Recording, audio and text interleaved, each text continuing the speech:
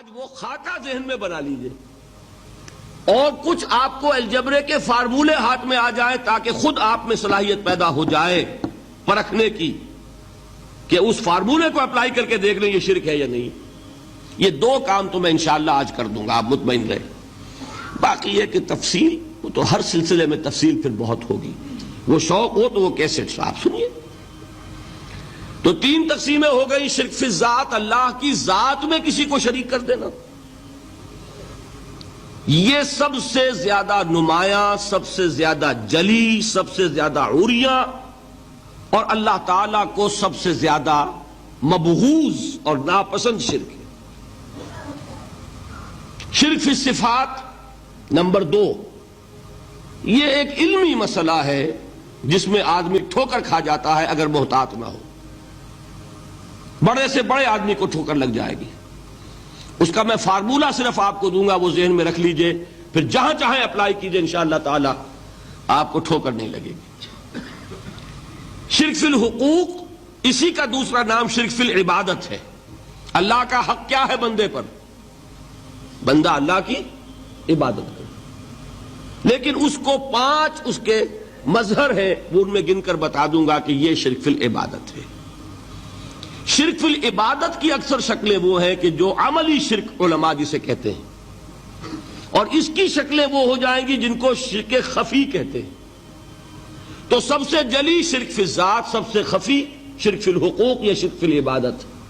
درمیان میں ایک علمی اعتبار سے مسئلہ ہے شرک فی صفات کا. اب آئیے سب سے پہلے شرک فی الذات. اس کی 2 قسمیں، اب اس کو تقسیم کیجئے 2 میں. ایک قسم جو زیادہ جلی ہے، زیادہ عریاں ہے، زیادہ ننگی ہے، یہ عجب ستم ظریفی ہے تاریخ کی کہ وہ ان قوموں میں پیدا ہوئی جو اپنا تعلق رسولوں سے جوڑتی ہیں. کیا کہ کسی کو خدا کا بیٹا بنا دینا، بیٹی بنا دینا. اب ظاہر بات ہے بیٹا بیٹی بنا دینا بالکل ہم پلہ کر دیا کہ نہیں؟ نو وہی ہو گئی کہ نہیں؟ دیکھیے غور کیجئے. گدھے کا بیٹا گدھا ہوگا، گھوڑے کا گھوڑا ہوگا، خدا کا خدا ہوگا. انسانوں میں آ جائیے، سید کا بیٹا سید ہوگا، مغل کا بیٹا مغل ہوگا. یہ بالکل ہم کفو بنا دینے والی بات ہے، بالکل ہم پلہ، ہم جنس، ہم نوع. یہ بدترین شرک ہے. اور آپ کو معلوم ہے یہ شرک کن میں پیدا ہوا؟ یہود کے ایک گروہ میں پیدا ہوا جنہوں نے حضرت عزیر کو خدا کا بیٹا قرار دیا. قالت الیہود عزیر ابن اللہ. سب سے زیادہ پیدا ہوا عیسائیوں میں جنہوں نے حضرت مسیح کو خدا کا بیٹا قرار دیا. اور واقعہ یہ ہے کہ اس گمراہی میں ان سے آگے کوئی نہیں جا سکتا. ان بدبختوں نے یہاں تک صراحت کی ہے کہ مسیح خدا کا صلبی بیٹا ہے. اس لیے کہ 2 لفظ آتے ہیں، ایک ہوتا ہے ابن، ایک ہے ولد. ان میں ذرا فرق ہے. ابن کا لفظ عربی زبان میں کسی اور سینس میں بھی استعمال ہوتا ہے. ابن السبیل کسے کہتے ہیں؟ مسافر کو. تو کیا وہ مسافر اور کیا وہ رستے کا بیٹا ہوتا ہے، سبیل کا بیٹا؟ ابن الوقت کسے کہتے ہیں؟ اپارچونسٹ. ابن الوقت کوئی اصول نہیں. گنگا گئے تو گنگا رام اور جمنا آئے تو جمنا داس. یہ کیا ہے؟ ابن الوقت. لیکن ابن کے معنی جو ہے وہ بیٹے کے بھی ہے، تو تعویل ہو سکتی ہے. لیکن انہوں نے ولد کہا ہے. ولد کسے کہتے ہیں؟ صلبی بیٹے. یہ بدترین شرک ہے. یہی وجہ ہے کہ قرآن مجید میں آپ دیکھیں گے کہ جتنا غضب اللہ کا ان پر بھڑکا ہے اس عقیدے پر. وَيُنذِرَ الَّذِينَ قَالُوا اتَّخَذَ اللَّهُ وَلَدًا.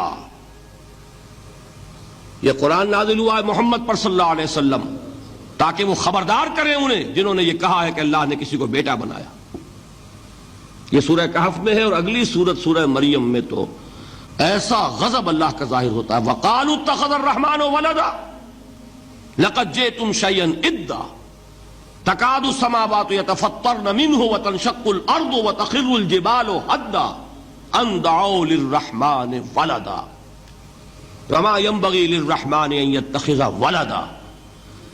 انہوں نے کہا کہ رحمان نے کسی کو بیٹا بنایا. تم بہت بڑی گستاخی کی بات کر رہے ہو. تمہاری اس گستاخی کی وجہ سے آسمان پھٹ پڑنے کو ہے, زمین شق ہو جانے کو ہے, اور قریب ہے کہ پہاڑ ایک دھماکے کے ساتھ گر جائیں, کہ انہوں نے خدا کے لیے بیٹا تصنیف کر دیا. حالانکہ اللہ رحمان, اس کی شان اس سے بہت بلند و بالا ہے کہ اس کے کوئی بیٹا ہو. اس کی وجہ بھی سمجھ لیجئے کہ بیٹے کی ضرورت کسے ہوتی ہے؟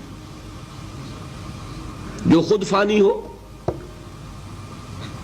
کیوں ہے آپ کو طلب بیٹے کی؟ ہم نہ ہوگے ہمارا نام زندہ رہے گا. یہ ایک اٹرنل ہونے کی خواہش ہے, انہیرنٹ. نام چلے گا, اسی لیے بیٹی سے آدمی سمجھتا ہے کہ نام نہیں چلتا. یہ طلب جو ہے بیٹے کی کیوں ہے؟ بیٹے سے نسل چلتی ہے. اس کی ضرورت کس کو ہے جو خود فانی ہے؟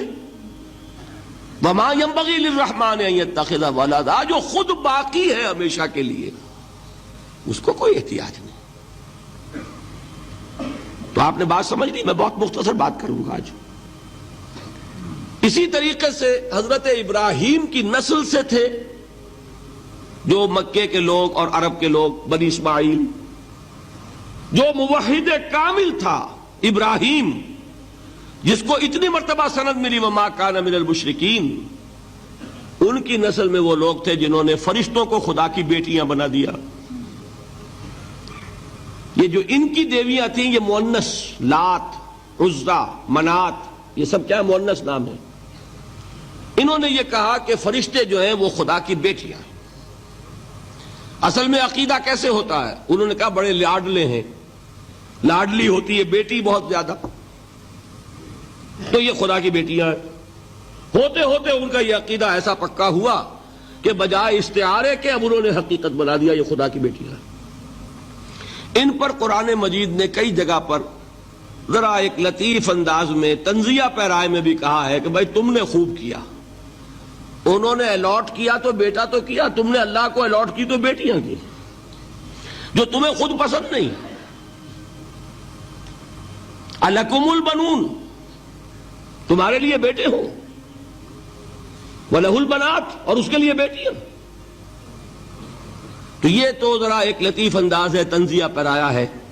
لیکن ان تینوں کو اب آپ ایک جگہ کر لیجئے.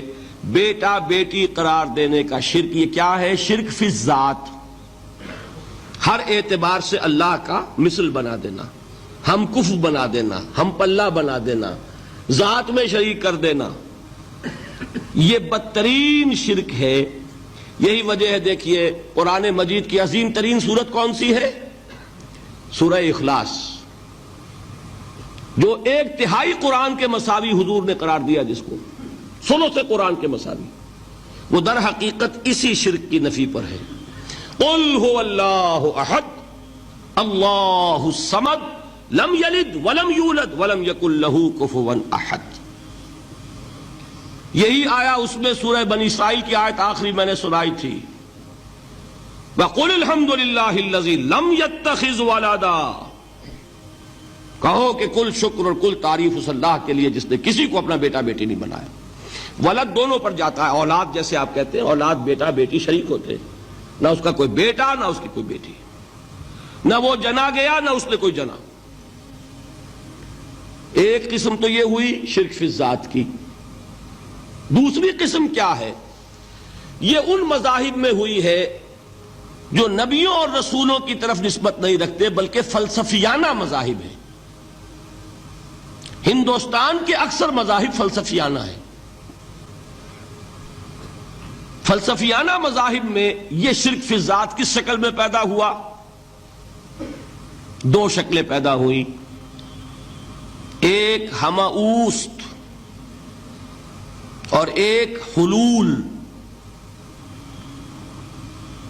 حلول کیا ہے؟ اللہ نے کسی انسان کے اندر اپنے آپ کو حل کر دیا, انسانی شکل میں وہ خود ظاہر ہو گیا.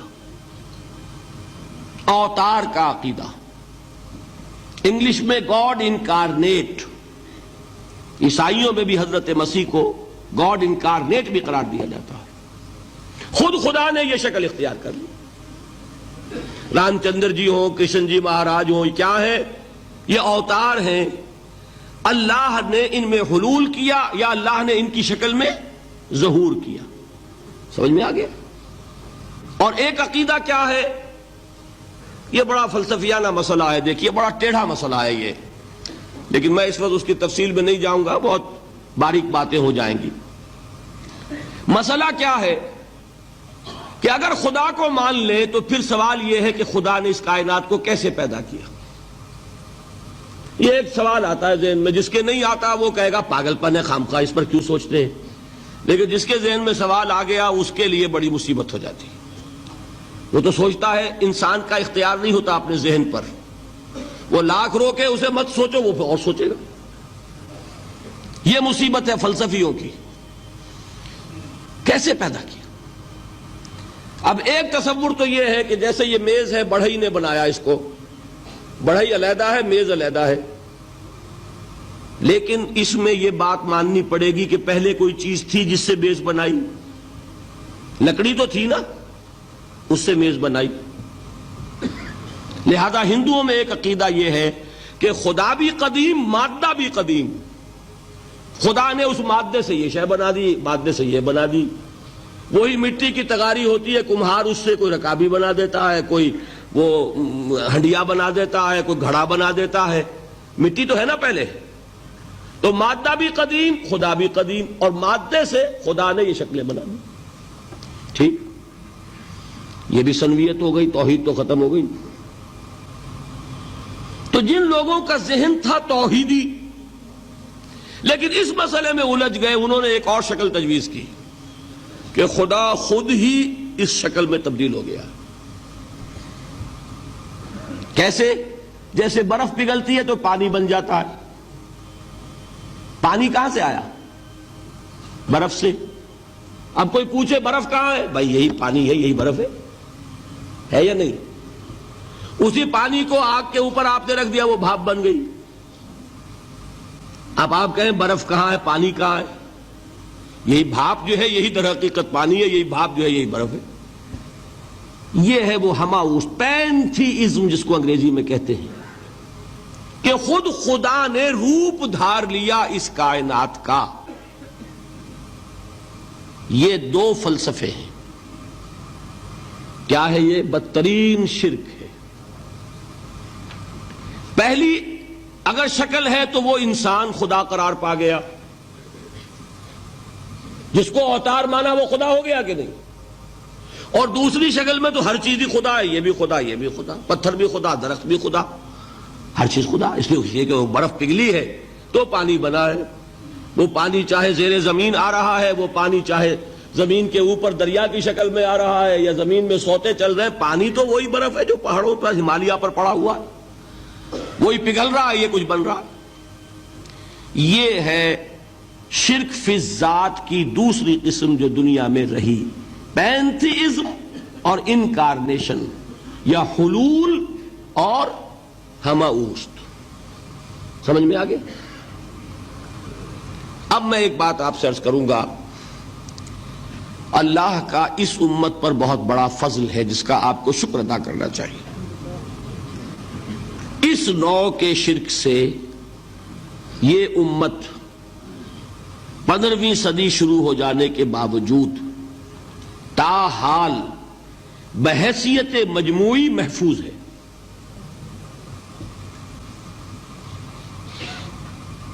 میں نے بحیثیت مجموعی کہا ہے، کوئی افراد یا عوام الناس یا جوہلا یا شعراء یا نعت گو وہ مبالغہ آرائی میں کوئی بات کہہ دیتے ہوں تو وہ علیحدہ بات ہے، لیکن مسلمانوں میں کوئی مستند فرقہ اور اس کے جو مستند عقائد ہیں ان میں الحمدللہ آج تک ایسی کوئی چیز شامل نہیں۔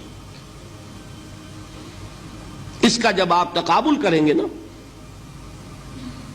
آپ کا کیا خیال ہے عیسائیوں کو حضرت مسیح سے کتنی محبت تھی؟ اس کا تقابل کیجئے جو محبت مسلمانوں کو رہی حضور کے ساتھ، عیسائیوں کی محبت عشر عشیر نہیں بنے گی، اس محبت کے باوجود کہ ہمیں 10 گنا 100 گنا 1000 گنا زیادہ محبت ہے حضور کے ساتھ، لیکن دیکھیے کہ انہوں نے خدا کا بیٹا بنا دیا۔ یہاں کسی نے حضور کے بارے میں یہ بات آج تک کہی؟ یہ بہت بڑا کنٹراسٹ ہے نا۔ یہ در حقیقت عقیدت اور محبت کا غلو ہوتا ہے۔ تو عقیدت اور محبت کی کمی تو یہاں بھی نہیں، الحمدللہ ان سے زائد ہے، لیکن الحمدللہ ثم الحمدللہ ثم الحمدللہ خدا کا بیٹا تو کسی نے نہیں بنایا۔ اچھا، میں ایک اور کنٹراسٹ آپ کو دکھاتا ہوں تاکہ آپ اللہ کا شکر کریں۔ حضرت علی کی کیا نسبت ہے حضور کے ساتھ؟ نبی اور امتی۔ حضرت علی کو خدا کہنے والے پیدا ہوئے کہ نہیں؟